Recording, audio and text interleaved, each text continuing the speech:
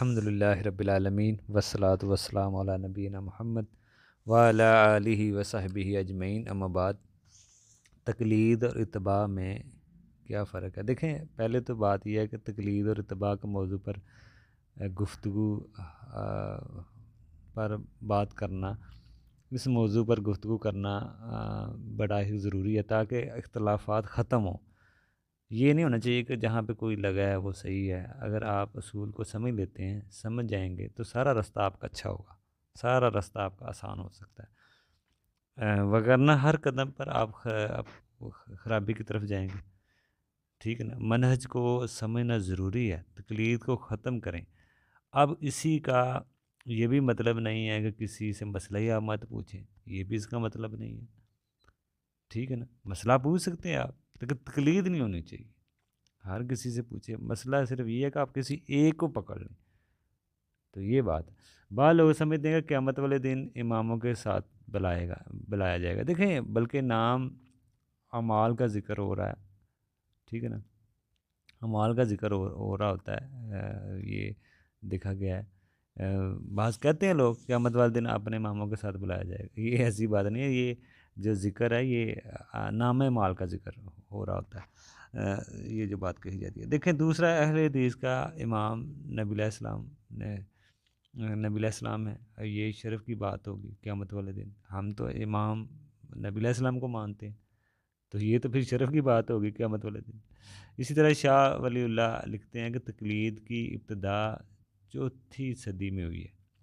جو پہلے کے لوگ ہیں، ان کا امام کون ہے؟ اب یہ بھی سوال ہے۔ ان کو کس نام سے قیامت والے دن پکارا جائے گا؟ بلکہ چاروں امام بھی کسی کے مقلد نہیں تھے، ان کو کس نام سے پکارا جائے گا؟ ٹھیک ہے نا؟ دوسرا مسئلہ، عقیدے میں امام ابو حنیفہ کی تقلید کیوں نہیں لوگ کرتے؟ مسائل میں کرتے ہیں لیکن عقیدے میں نہیں کرتے۔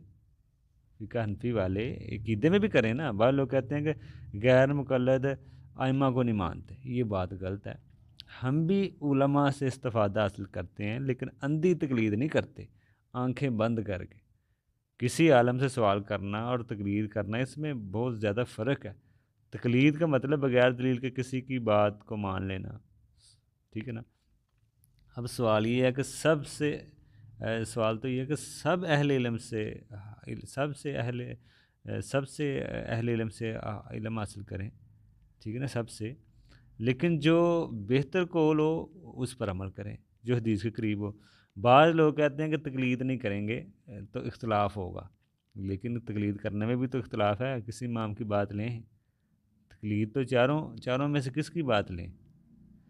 تو اب کسی ایک کی بھی لیتے ہیں، کسی ایک امام کی بھی اگر آپ کرتے ہیں بات، تو اس کے بھی 2-3 قوال ہوتے ہیں۔ کس قول کو لیں گے؟ یہ تو اور مشکل ہے دین کو سمجھنا۔ کسی ایک امام کو چلیں گے، اس کے بھی ایک مسئلے میں بہت 2-3 قول ہوتے ہیں۔ کس کو لیں گے آپ؟ کس کو بہتر سمجھیں گے؟ تو یہ کہنا جی قرآن حدیث کو سمجھنے کے لیے کسی ایک امام کی تقلید کرنا، ایسے یہ آسان نہیں ہے بلکہ مشکل ہے۔ آپ قرآن حدیث کو ہی لیں، یہی آسان ہے۔ شریعت کے مسائل میں کسی ایک ہی امام کے مطابق چلنا صحیح نہیں ہے۔ سب کی رائے دیکھیں پھر عمل کریں۔ جیسے علاج میں آپ صرف ایک ہی ڈاکٹر سے علاج نہیں کرواتے جو ماہر ہو، لیکن اس سے کرواتے ہیں نا، لیکن دین کے معاملے میں ہر کسی ایک کو ہی چن لینا، یہ محل نظر بات ہے۔ دوسری بات، اختلاف کا حل یہ نہیں ہے کسی ایک امام کو پکڑ لینا۔ مقلد جو ہے نا، کسی کی بات نہیں سنتا۔ فرق صرف یہ ہے، اپنے امام کی بات سنتا ہے، ٹھیک ہے نا؟ کسی اور کی بات ہی نہیں سنتا، اپنے امام کی بات سنتا ہے۔ لیکن اہل حدیث صحابہ اماموں کی بات سنتے ہیں، جو حدیث کے قریب ہو وہ مان لیتے ہیں، دوسروں کو کسی کی بھی نہیں سنتے، اپنے امام کے آگے رکھتے ہیں ہر بات۔ دوسرے جو ہیں وہ اپنے امام کی بات کو آگے رکھتے ہیں۔ بلکہ تقلید میں ابو حنیفہ کے شاگردوں نے بھی اپنے امام سے 1/3 مسائل میں اختلاف کیا۔ امام یوسف، امام ابو محمد، انہوں نے بھی اپنے استاد سے امام ابو حنیفہ سے اختلاف کیا 1/3 مسائل میں۔ اس لیے تقلید اختلاف کا حل نہیں ہے۔ 2 حنفی عالم کے الگ الگ فتوے بھی ملیں گے آپ کو۔ اہم پوائنٹ یہ ہے کہ اگر کوئی دلیل کے ساتھ بھی تقلید کرتا ہے تو دلیل بھی قرآن حدیث کے مطابق ہو۔ جیسے ایک دفعہ علی مرزا انجینئر نے قرآن حدیث کی کوئی دلیل دی اور وراثت کا مسئلہ غلط بتا دیا۔ دیکھیں، دلیل بھی تو قرآن حدیث کے مطابق ہوگا نا۔ اگر کوئی دلیل تقلید کرتا ہے دلیل کے ساتھ بھی، دیکھیں دلیل بھی قرآن حدیث کے مطابق ہو۔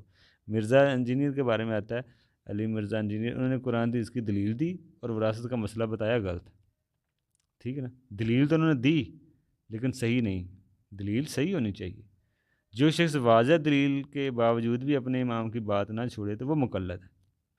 اہم بات اس میں یہ ہے کہ ائمہ کرام کے سارے اقوال ان کے نہیں ہوتے بلکہ ان کی طرف بعض منسوب ہوتے ہیں، بعض کا یہ بھی مسئلہ ہوتا ہے کہ سارے قول ان کے نہیں ہوتے، بعض کا یہ کہا جا رہا ہوتا ہے امام بار میں سے کسی کا قول یہ ہے، تو ضروری نہیں کہ ان کا ہی ہو، بعض قول ایسے بھی ہوتے ہیں کہ ان کی طرف منسوب کر دی جاتے ہیں۔ تو ظاہری بات ہے دلیل اگر کوئی دے بھی رہا ہے تو ہمیں یہ بھی دیکھنی چاہیے دلیل صحیح قرآن و سنت کے مطابق ہو۔